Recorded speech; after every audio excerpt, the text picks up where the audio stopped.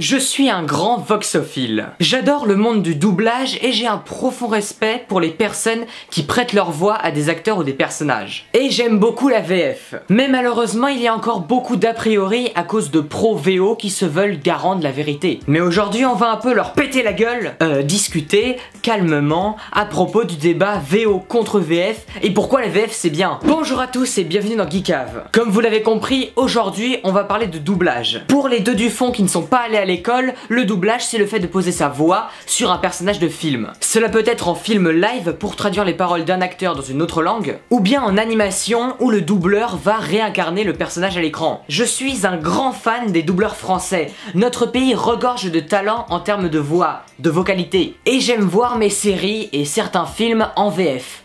Voilà, je l'avoue. En France, il y a un tas de talents dans le domaine du doublage. Par exemple, Richard Darbois, Harrison Ford, le génie dans Aladdin. Voilà, c'est un mec qui pèse un peu dans le game. Alors oui, c'est un classique, il est très connu, mais qu'est-ce qu'il est doué! Ah ouais, on applaudit! Ou bien Patrick Poivet, la voix française de Bruce Willis, un de mes acteurs préférés. Non mais Bruce Willis quoi! La VF, évidemment! Celui qui me dit de voir les Die Hard en VO, il va passer un sale quart d'heure ce fils de chien. Même si je regarde souvent les films en VO, sauf les films de Bruce Willis bien évidemment, les séries c'est VF obligatoire. Ah non mais la VF dans les séries c'est al dente. Après les animés, j'en ai beaucoup regardé en japonais. Voilà. Vous pouvez poser vos flingues. J'aime bien le japonais, mais il y a des séries, c'est mon enfance, hein. One Piece, c'est VF direct. Je me suis remis à One Piece, ouais. J'en suis à l'arc Alabasta. Oui, j'ai encore beaucoup de chemin à faire. Mais malgré quelques dialogues incertains, comme par exemple avec Mister Two, même si sa voix en VF ne me dérange pas, d'autres voix françaises sont juste indispensables. Thierry Janssen, qui double Crocodile dans cet arc, et qui double aussi Shoji et Kankuro dans Naruto, il est juste parfait. Shoji et Kankuro, bon. Oui, c'est pas une grande analyse, oui, c'est subjectif, et oui, je t'emmerde. Mais voilà, dans les séries, il y a des voix qui collent hyper bien avec les personnages, comme dans Game of Thrones, mais on en parlera plus tard. Ah, la petite technique pour vous regarder jusqu'à la fin. Mais malgré tout ça, il y a encore des Jean-Michel puristes qui trouvent toujours des choses à dire contre la VF. Et oui, en 2017, on en est là. Bon, c'est vrai qu'on n'entend pas beaucoup parler des pros VF. Alors je propose donc de ne plus faire de VO, que des VF, et les voix des acteurs américains ne seront plus enregistrées sur les tournages. Alors on va ensemble démonter, débattre à propos de 5 reproches des pros VO contre la VF. Oui, maintenant je fais des top 5, voilà, YouTube ça paye moins, qu'est-ce que vous voulez que je vous dise? Numéro 1, les voix ne sont pas coordonnées avec les mouvements de la bouche des acteurs. Quoi? Sérieusement? Ils disent encore ça? C'est complètement ridicule. Aujourd'hui, les doubleurs à la télé comme au cinéma réussissent à parler quand le personnage parle. À part si vous regardez un vieux nanar des années 80 doublé à la piste dans un studio au fin fond de la Creuse. Mais dans ce cas-là, même en VO, le film était quand même pourri. Numéro 2, cela ne respecte pas le travail de l'acteur. Bon, ce reproche-là, avec 3 grammes dans le sang, je peux le comprendre. Mais sur un film, il y a tout un tas de personnes qui participent, et le doubleur en est l'un d'entre eux. Est-ce que vous allez dire à un cascadeur qu'il ne respecte pas le travail de l'acteur qu'il double?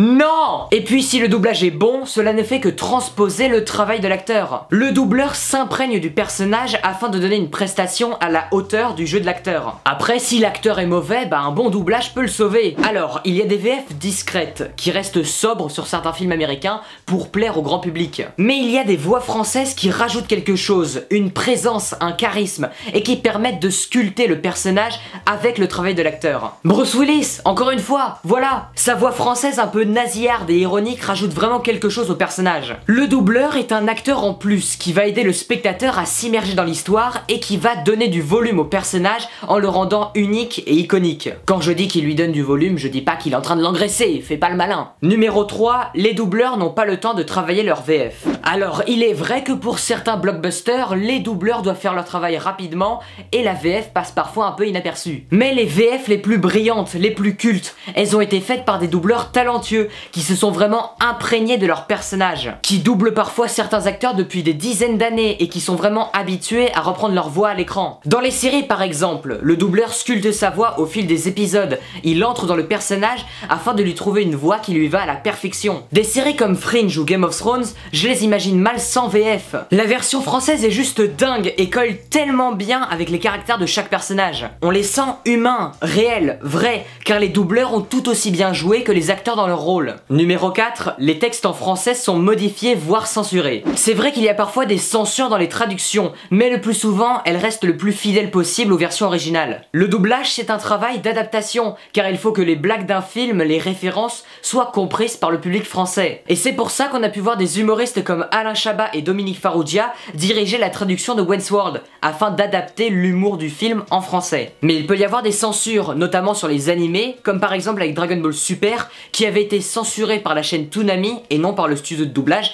afin de plaire au jeune public. Ah, voilà le problème quand la télé s'y colle. Quand un contenu n'est pas adapté au jeune public, ne le montre pas à un jeune public. C'est quand même pas compliqué. Ça sert à rien de faire des cuts partout. Numéro 5, les voix en VF sont trop différentes de la VO.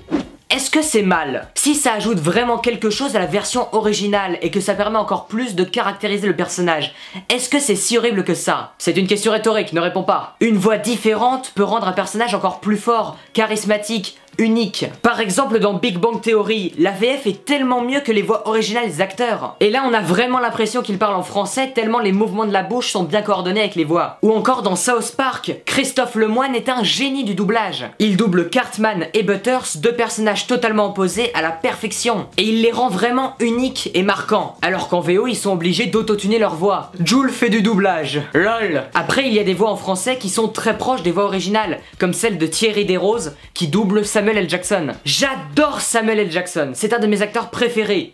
Avec Bruce Willis bien évidemment. Et la voix française colle tellement bien avec l'acteur, elle garde même ce petit zozotement qu'il a en VO. Ou encore la voix de Benoît Alman, qui double l'immortel Morgan Freeman. Attends, depuis des dizaines d'années, il a toujours la même gueule. La voix originale de Freeman est culte aux États-Unis et elle est restée culte en France grâce au doublage de Benoît Alman, qui a cette voix grave et profonde qui transmet tout le charisme de l'acteur. Certaines VF ont permis de rendre des films cultes en France, comme par exemple les Die Hard. Oui, j'adore les Die Hard. Ou encore la série britannique Amicalement Vôtre, qui est une vieille série des années 70 qui n'avait pas eu beaucoup de succès au Royaume-Uni mais qui a cartonné en France, notamment grâce au doublage de Michel Roux qui double Tony Curtis. Ce dernier a d'ailleurs adoré son doublage français. Pour vous faire une idée, Michel Roux c'est le renard dans Pinocchio. Oui, ce fils de pute. J'ai l'impression que dès que je choisis de tourner, bah il fait chaud.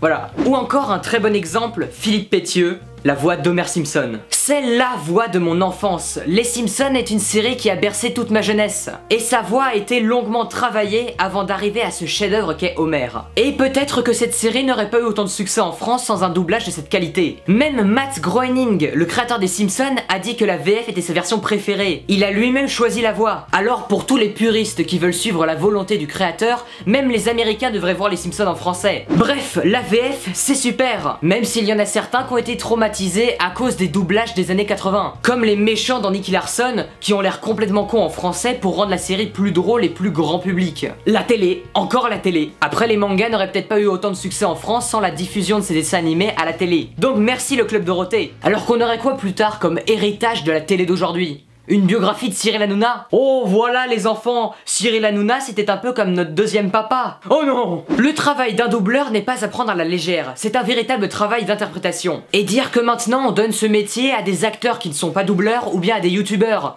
Alors il y en a des bons, mais il y en a aussi des moins bons. Ah, j'ai rien contre toi Squeezie, hein, j'adore tes vidéos. Mais aujourd'hui les VF sont bien meilleurs avec de grands talents qui travaillent pendant plusieurs saisons afin de sculpter un personnage avec la voix. Ici la voix. Doubleur est un métier et pour y arriver il faut du travail et de la persévérance. Alors les pros VO qui snobent ceux qui regardent en VF, on vous emmerde. Vive la VF. Ouais, je lève pas trop le bras parce que j'ai des auréoles. Voilà, cette vidéo est à présent terminée, j'espère qu'elle vous a plu. Si c'est le cas, vous savez ce que vous avez à faire. Rejoindre l'armée nord-coréenne. Plutôt liker, commenter et partager, c'est hyper important. Je vais sortir plus de vidéos pendant les vacances et peut-être même des critiques des épisodes de la saison 7 de Game of Thrones. Voilà, j'adore Game of Thrones. Voilà, portez-vous bien, merci de me suivre dans cette palpitante aventure. Vous êtes géniaux, ne l'oubliez jamais. À très bientôt.